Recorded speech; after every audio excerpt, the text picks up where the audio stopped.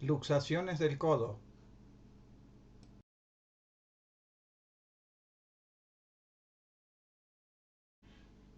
Esto es una reseña anatómica donde podemos valorar los movimientos del codo de extensión completa y de flexión hasta 145 grados y las relaciones que tienen el nervio radial, la arteria humeral, el nervio mediano y el nervio cubital con el codo.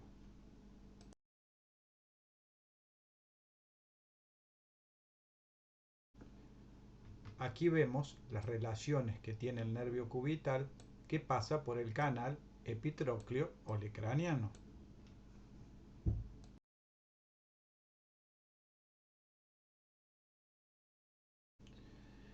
La luxación póstero-externa es la más común.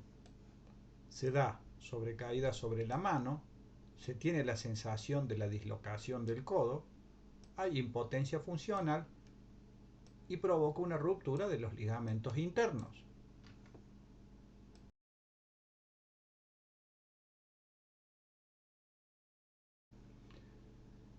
El examen físico de una luxación de codo, ¿qué vamos a encontrar?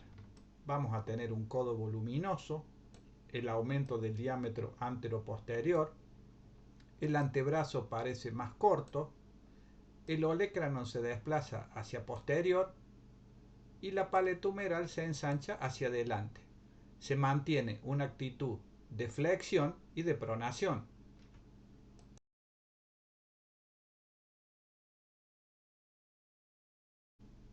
En el examen físico debemos individualizar los tres puntos importantes del codo: el epicóndilo, la epitróclea y la punta del olecrano.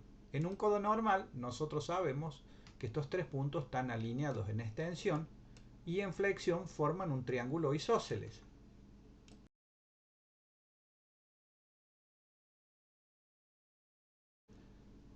Estos parámetros que tenemos de los tres puntos importantes del codo, que delimitan un triángulo isósceles en el frente, en el plano frontal, van a estar alterados en una luxación de codo.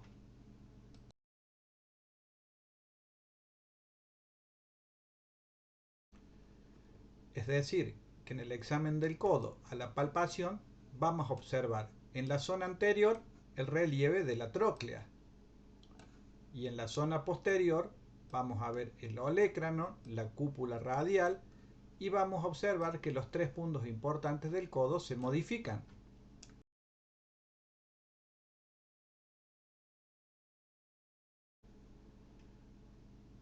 Debemos evaluar las complicaciones. Las complicaciones de una luxación de codo pueden ser las siguientes. Puede haber una lesión cutánea, puede haber una compresión vascular, para eso verificar el pulso, el color y la temperatura. Puede existir una compresión nerviosa, controlar la sensibilidad y la motricidad. Y dentro de las lesiones asociadas podemos encontrar la fractura de la apófisis coronoide, la fractura del epicóndilo o la fractura de la epitróclea.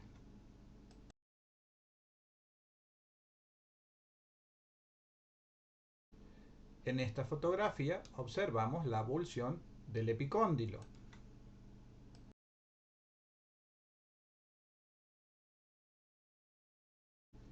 En esta otra radiografía se observa la avulsión de la epitróclea.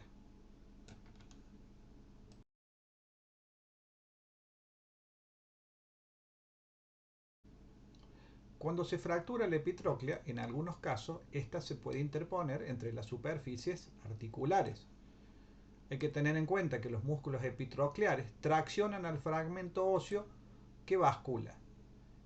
Y hay que tener en cuenta que en desplazamientos importantes se puede provocar una compresión del nervio cubital en el canal epitrócleo-olecraniano.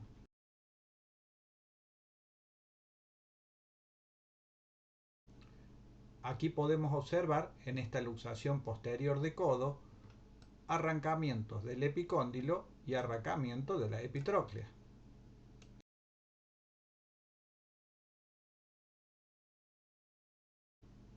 En esta radiografía podemos ver a la epitróclea intacta.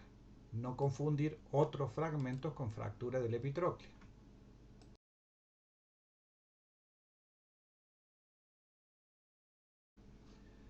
El tratamiento de la luxación de codo consiste en una reducción bajo anestesia general en la urgencia.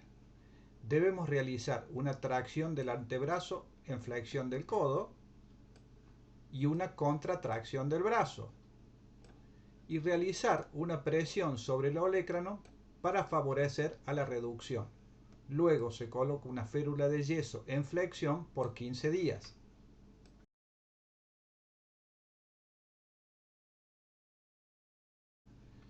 La evolución de una luxación de codo es la siguiente.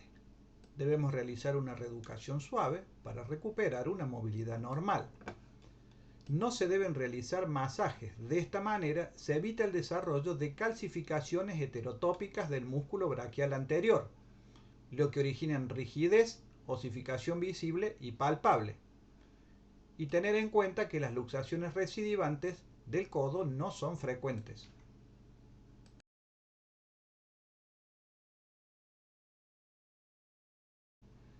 Aquí vemos por qué no se deben realizar masajes ni movimientos pasivos forzados luego de una luxación del codo.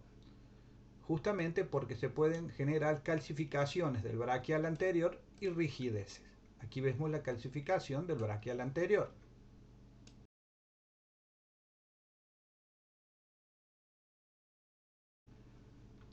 En los casos de fracturas desplazadas de la epitróclea, se debe realizar la reducción de la misma y la osteosíntesis de la epitróclea por medio de un tornillo.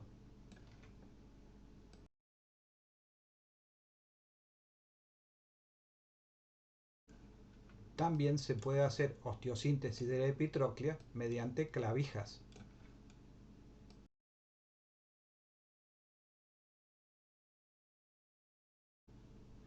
En casos de fracturas desplazadas de la apófisis coronoides, se debe realizar la reducción de la luxación y luego la osteosíntesis de la apófisis coronoides.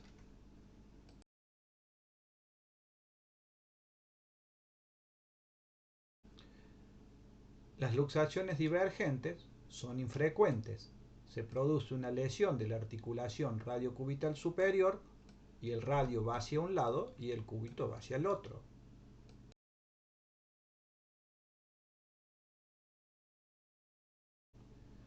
Fracturas del olecranon.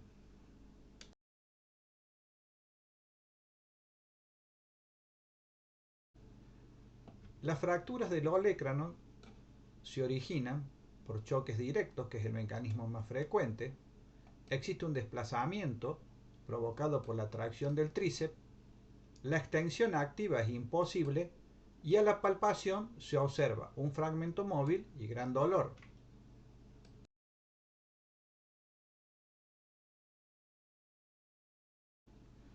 En la radiografía podemos observar fractura de la parte media, que es una fractura articular con desplazamiento importante, o también fracturas con minutas, cuyo tratamiento es dificultoso.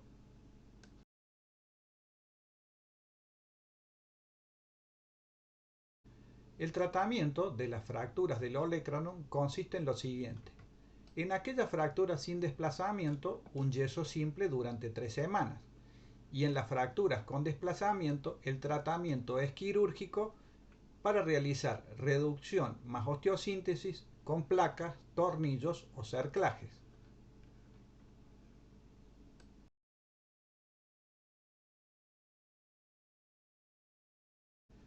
La técnica más utilizada es el cerclaje en 8. Se colocan dos clavijas, un hilo metálico en forma de 8 que comprimen el foco de fractura y permiten una movilización activa y pasiva precoz.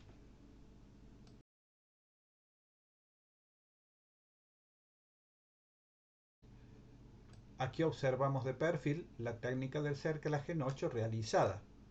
Las clavijas, el monofilamento de acero en forma de 8 y la compresión del foco de fractura.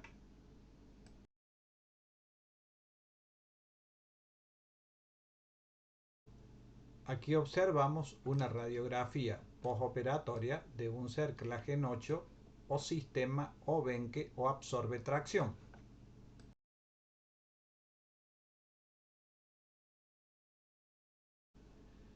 Fracturas de la cabeza o cúpula radial.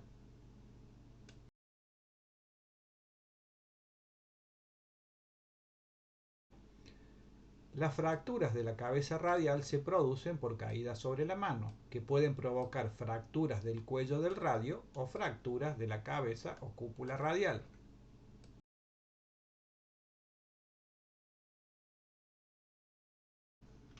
Las fracturas del cuello del radio en el niño pueden tener varios estadios, desde desplazamientos mínimos hasta desplazamientos importantes. En aquellos casos donde el desplazamiento sea aceptable, se puede efectuar una reducción ortopédica más una inmovilización enyesada durante 3 semanas. Y en aquellos casos donde el desplazamiento es importante, el tratamiento será la reducción quirúrgica más el enclavijado.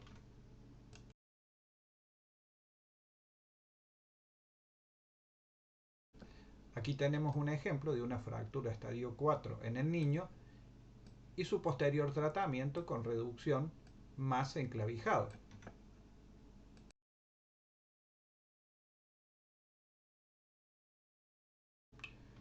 Dentro de las fracturas de la cabeza del radio en el adulto podemos tener fracturas simples en las cuales el tratamiento es realizar una reducción más osteosíntesis con tornillos o en su defecto realizar la reducción más osteosíntesis con clavijas transcondilias.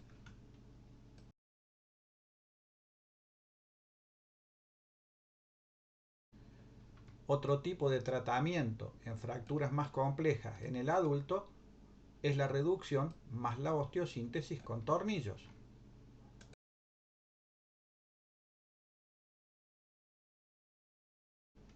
En estas radiografías se puede observar la fractura de la cúpula del radio. Aquí la observamos mucho mejor en una tomografía con una reconstrucción 3D y el tratamiento quirúrgico final realizado, la reducción más la osteosíntesis con microtornillos.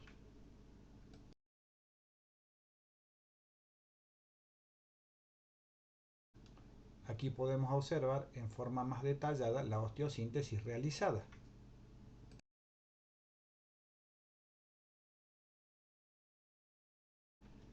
Las fracturas del cuello y la cabeza del radio tienen riesgos de perturbación secundaria de la pronosupinación, ya que pueden provocar rigidez fibrosa, callos viciosos u osificaciones que pueden bloquear la articulación radiocubital proximal.